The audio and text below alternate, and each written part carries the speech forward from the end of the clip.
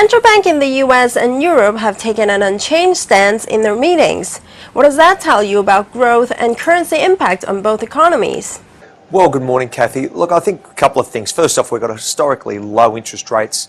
That's been over the last, 3 to 5 years now. We've been priming the pump.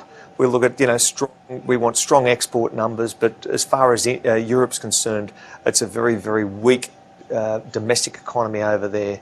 As far as their export market, you've got large unemployment numbers, and with historic lows of 300 to 500 years as far as Germany, France, and of course the UK. It's very, very weak as far as what's on the horizon.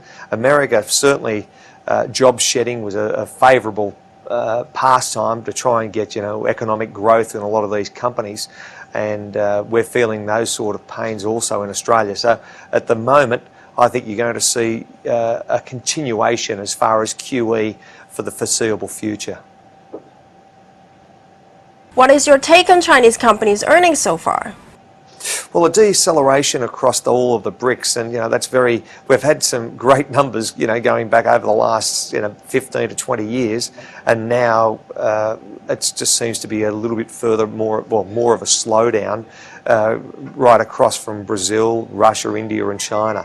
And those Chinese numbers, they've certainly got $3.5 billion as far as accumulated cash, and I think you're going to see a little bit more of a weakening across that domestic economy in China.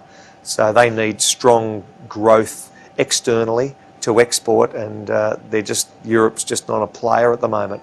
They need employment over there, so it's very, very tough.